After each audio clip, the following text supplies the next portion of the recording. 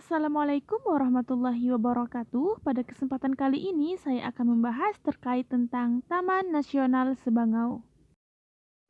Ada 4 pembahasan terkait tentang Taman Nasional Sebangau ini. Yang pertama, tentang Taman Nasional Sebangau. Yang kedua, daya tarik Taman Nasional Sebangau. Yang ketiga, fasilitas yang tersedia di Taman Nasional Sebangau. Dan yang terakhir adalah cara atau aturan berkunjung ke Taman Nasional Sebangau. Langsung saja kita masuki pembahasan yang pertama tentang Taman Nasional Sebangau. Taman Nasional Sebangau dikenal sebagai rumah bagi beragam flora dan fauna. Terkenal juga dengan ekowisata Sebangau, yaitu wisata air yang unik dengan nuansa gambut. Lokasinya berada di Jalan Mahir Mahar, kilometer 1.2, Paduran Sabangau, Kecamatan Sebangau Kuala, Kota Palangkaraya. Salah satu taman nasional di Kalimantan ini lokasinya berada di daerah Rawagambut. Sebangau National Park atau Taman Nasional Sebangau menjadi taman nasional yang unik karena lokasinya tersebut. Mengusung konsep ekowisata, taman nasional ini menarik perhatian hingga ke wisatawan mancanegara. Taman nasional ini memiliki luas yang lebih dari 560.000 hektar. Beralih ke pembahasan yang berikutnya adalah terkait tentang daya tarik yang ada di Taman Nasional Sebangau. Yang menjadi daya tarik pada Taman Nasional Sebangau ini yang pertama adalah kondisi alam. Tercatat sebanyak 35 jenis mamalia menjadi penghuni kawasan ini. Satwa langka seperti macan dahan, musang pohon, beruk, beruang madu, dan kucing hutan juga tinggal di kawasan Taman Nasional. Kondisi alam yang masih asri dengan keanekaragaman flora dan fauna di dalamnya. Beragam jenis flora, baik kayu maupun non-kayu yang ada di Taman Nasional Sebangau ini jumlahnya mencapai 809 jenis. Saking banyaknya, beberapa flora di kawasan Taman Nasional ini belum teridentifikasi. Yang menjadi daya tarik di Taman Nasional Sebangau berikutnya adalah destinasinya. Yang pertama adalah ekowisata Sungai Koran. Pengunjung dapat menikmati eksotisme Sungai Koran dengan perahu mesin yang disewakan. Satu perahu dapat mengangkut maksimal sebanyak 5 orang bersama petugas pemandu. Wisata menyusuri Sungai Koran dapat dilakukan selama 3-4 jam. Jika pengunjung yang ingin menjelajah lebih jauh ke hutan, dapat membayar tarif tambahan sebesar Rp150.000. Yang kedua adalah habitat satwa asli. Jika ingin menikmati lebih banyak orang hutan, pengunjung dapat menuju ke Punggu Alas. Punggu Alas terletak di Desa Baun Bango dan terdapat bangunan yang dikelola oleh organisasi konservasi. Namun, untuk ke Punggu Alas memakan waktu dan biaya yang lebih banyak. Wisatawan juga diharuskan untuk mengurus surat izin, karena di sana merupakan kawasan konservasi. Yang ketiga adalah uji nyali di jalur reptil. Jalur reptil ini terletak di belakang pos jaga Sungai Koran di tengah area sungai.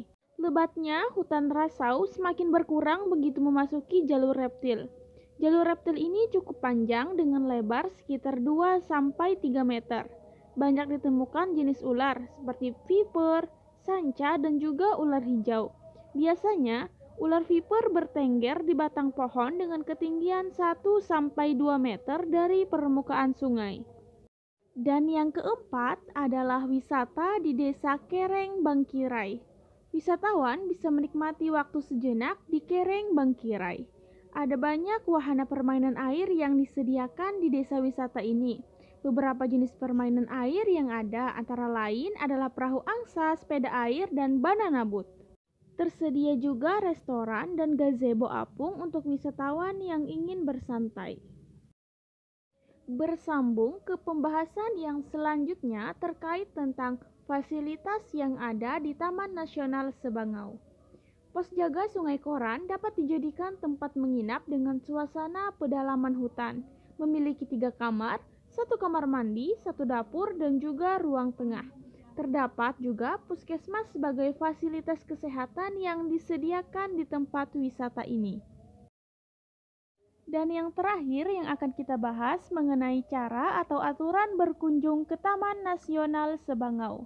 Berikut adalah beberapa hal penting untuk bisa memasuki kawasan ekowisata Taman Nasional Sebangau, terutama untuk tujuan penelitian.